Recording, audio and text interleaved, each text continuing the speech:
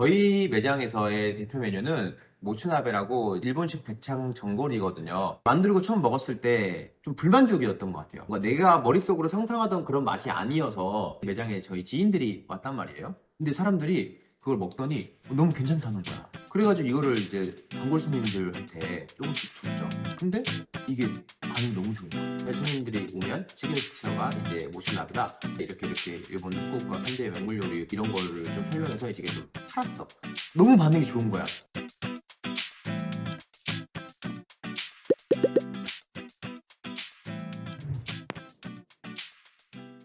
네, 안녕하십니까. 득드레드입니다. 네, 오늘은 시그니처 메뉴를 만드는 법에 대해서 얘기를 해볼까 합니다. 이거를 발견하는 방법이라고 표현하는 게 정확할 것 같네요. 저희 매장에서의 대표 메뉴는 모츠나베라고 일본식 대창 전골이거든요. 저희 썰을 듣고 도움이 됐으면 좋겠다는 생각에 말씀을 드리도록 하겠습니다.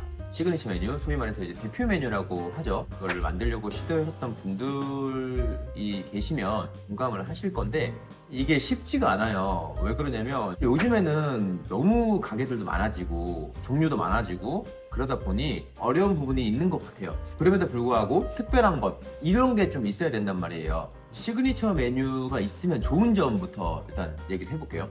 일단은 외부 손님들을 끌어올 수가 있어요. 어떤 SNS나 입소문을 타서 저희 매장에 있는 시그니처를 보고 그거를 먹으러 오시는 분들이 멀리서 오셨기 때문에 대기가 있어도 기다리시는 분들이 좀 많거든요. 왜냐면 여기까지 다시 오기 쉽지 않거나 온 김에 먹으려고 하시는 분들이 계시기 때문에 하나둘 오시다 보면 대기가 생긴단 말이에요. 줄 서 있는 걸 보고 와, 저기는 진짜 맛집인가 보다, 저기는 뭔데 이렇게 줄이 서 있지? 하면서 궁금해서 찾아오게 되고 좋은 현상이 연쇄작용으로 일어나기 때문에 아무래도 시그니처 메뉴가 있는 게 좋을 것 같다고 생각을 하거든요. 근데 꼭 시그니처 메뉴가 있어야지만 성공하는 건 아닙니다. 하지만 성공하는 확률에 대해서 조금 더 올라갈 수 있다라고 생각합니다. 제가 경험을 통해서 얘기하는 것들이 무조건 성공한다 이건 아니지만 확률적으로 좀 높인다는 거지, 이게 있다고 해서 무조건 성공하는 건 아니니 걱정을 안 하셔도 됩니다. 영상에서 보셨던 분들은 아시겠지만 2019년도에 저희의 시그니처 메뉴가 나왔어요. 모츠나베라고 일본식 대창 전골이거든요. 저희 가게가 2018년도에 오픈했으니까 1년 정도 있다가 나온 거죠. 18년도에 오픈했을 때 오픈발이 조금 3개월 정도 지나고 매출이 거의 많이 안 나왔었어요. 진짜 간혹 이렇게 손님들이 찾아오면 여기는 대표 메뉴가 뭐예요? 라고 이렇게 많이들 물어봤어요. 근데 대표 메뉴라고 하기가 조금 애매했던 게 있었단 말이에요. 와규 스테이크라는 메뉴도 있고 나가사키 짬뽕, 야끼소바, 가라아게, 스지조림 여러 가지의 메뉴들이 있었는데 이거를 메인이라고 말을 하기가 조금 애매했단 말이에요. 왜냐면 스테이크가 메인이에요 하면 전문적인 스테이크 집들이 있잖아요. 거기서 먹는 게 낫고, 짬뽕이라고 하면 짬뽕집 있으니까 짬뽕집에서 먹는 게 낫고, 과연 이런 게 우리한테 대표 메뉴라고 할 만한 가치가 있나? 라는 생각 때문에 그래서 항상 제가 물어보면 맛있다고 이런 식으로 좀 애둘러 얘기했던 것 같아요. 근데 이런 것들이 계속 쌓이고 저도 스트레스가 받다 보니까 대표 메뉴에 대해서 되게 고민을 되게 많이 했던 것 같아요. 근데 저는 경력이 되게 짧은 상태에서 가게를 오픈했다 보니까 영감이 떠올라서 이런 메뉴를 해야겠다라는 게 없었어요. 영감이라는 거는 베이스가 깔려있는 상태에서 새로운 거를 접하거나 아니면 어떤 거를 보고 착안해서 그거를 딱 상상력을 통해서 확 번쩍 영감이 떠오르다든지 할 수가 있는데, 아무것도 없는 제로 베이스에서는 사실 영감이 떠오르기는 쉽지 않아요. 쉽지 않은 게 아니고 떠오르지가 않아요. 그때 당시에는 실력도 너무 없었고 아는 것도 너무 없었기 때문에 어떤 거를 넣고 어떻게 해야지 메뉴를 만들 수 있을까에 대해서 고민을 많이 했었지만 잘 안 됐던 것 같아요. 어느 날 이제 손님이 오셨어요. 근데 저희한테 이제 모츠나베가 있냐고 물어보는 거예요. 모츠나베는 없다. 그때까지만 해도 모츠나베가 뭔지도 잘 몰랐어요, 사실. 왜냐면 지금이야 이자카야를 보면 모츠나베가 진짜 많거든요. 대창전골이 진짜 많아요. 그때까지만 해도 이게 보편화된 음식이 아니었단 말이에요. 그런 손님이 있고 얼마 안 돼서 어떤 손님이 또 물어보는 거예요. 야, 모츠나베가 있냐고. 그래서 제가 이제 모츠나베는 없다고 하고 뒤에서 찾아봤어. 도대체 어떤 음식인가 하고 찾아보니까 후쿠오카 3대 명물 요리라고 하더라고요. 나 태어나 처음 들어봤던 건데, 왜냐면 저도 이제 대창을 구워 먹는 걸로만 알고 있었는데 그게 빠트려 먹는다는 생각을 전혀 못했단 말이에요. 되게 신선하다라는 생각을 했어요. 그때 당시 하는 곳도 많이 없었고, 잘하면 우리의 어떤 대표 메뉴가 될 수도 있겠다라는 생각이 갑자기 번뜩 든 거죠. 시간이 지나고 생각을 하니까 나는 계속 거기에 대해서 생각을 했던 거야. 저희 매출과 저희 성공에 직결되는 문제였기 때문에 계속 뭐 고민하고 몰입하고 손님한테 들었을 때 이거를 그냥 지나치지 않고 이거라도 뭔가 잡고 싶은 마음에 검색해서 알아보고 이거를 만들려고 조금 노력을 했던 것 같거든요. 한국에서 먹는 것보다 내가 후쿠오카 넘어가서 한번 이거를 먹어봐야겠다 이렇게 생각을 했어요. 그 얼마 뒤에 명절이었나 그랬을 거예요. 연휴 기간이 있어가지고 제가 바로 비행기 티켓을 예매하고 바로 후쿠오카로 갑니다. 제가 2박 3일 정도를 갔다 왔는데 비행기 안에서 정말 맛있었으면 좋겠다, 내 입맛에 맞고 이게 되게 상품성이 있었으면 좋겠다라는 생각을 가지고 기대품 마음에 이제 여러 사람들을 수소문해서 후쿠오카에 되게 모츠나베 맛집이라고 하는 것들을 서치를 해서 노트랑 펜을 딱 챙기면서 제가 다 적어서 갔죠. 딱 첫날에 도착해서 가장 유명했던 데서 모츠나베를 먹었는데 생각보다 좀 별로였었어요. 뭐야, 너무 짜고 그리고 또 너무 달았어. 아니 모츠나베 이게 왜 맛있다고 먹는 거지? 어쨌든 거기를 먹으면서 끓기 전에 이건 이거 들어가는구나, 이건 저게 들어가는구나 해서 하나하나 다 적었어. 소스는 이런 걸 찍어 먹는구나 이거 다 적고, 또 다른 가게를 가서 또 거기서도 먹고 그리고 적고, 두 번째 가게, 세 번째 가게, 그때 당시 하루에 모츠나베를 한 4끼, 5끼 정도를 먹었던 것 같아요. 다 먹진 못하고 조금씩 먹고 다시 나오고 이랬던 것 같아요. 근데 공통적으로 그 4군데 갔었나 5군데 갔었나 아무튼 기억이 잘 안 나는데 첫날에 그렇게 갔는데 별로였어요. 너무 짜고 달고, 두 번째 날도 마찬가지로 똑같은 패턴으로 가서 먹어보고 별로였다는 생각을 했단 말이에요. 후쿠오카는 진짜 제가 놀랬던 게 어디든 제 모츠나베가 다 있었고 종류도 진짜 많고 뭐 플레이팅도 다 가지각색이고, 그래도 이제 들어가는 것들이 공통적인 것들도 있고 뭐 이런 식으로 해서 2박 3일 여정을 마치고 한국으로 다시 돌아오게 됩니다. 이 노트에 적은 거를 다시 한번 봤어요. 무슨 느낌이었냐면 이거 시간 버렸다 이 생각을 했어.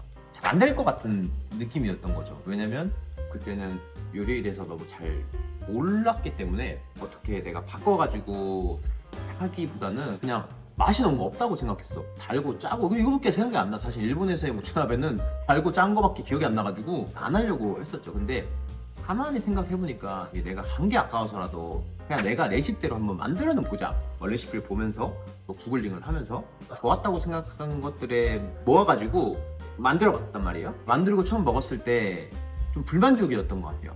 가볍다고 하나? 뭔가 내가 머릿속으로 상상하던 그런 맛이 아니어서 안 되겠다 라고 있는 찰나에 매장에 저희 지인들이 왔단 말이에요. 저한테 이제 모츠나베가 후쿠오카에 몇 군데를 알려준 사람도 있었고, 몇 명의 사람들이 좀 와가지고 후쿠오카 갔다 온 줄 다 아니까 만들었다고 줬어, 모츠나베를. 그게 이제 저희 모츠나베의 베타 버전이죠. 근데 사람들이 그걸 먹더니 너무 괜찮다는 거야. 이게 맛있대. 그래서 내가 속으로 이게 맛있는 건가? 이 정도를 맛있다고 하는 건가? 나는 이거 괜히 냈다가는 괜히 손님들한테 이게 대표 메뉴냐고 욕먹을 것 같아서 접으려고 했었는데, 그 사람들이 피드백을 주기, 어떤 부분만 이렇게 고치거나 아니면 지금도 괜찮은데 이걸 좀 더 연구를 더 하면 좋을 것 같다라고 얘기를 하더라고요.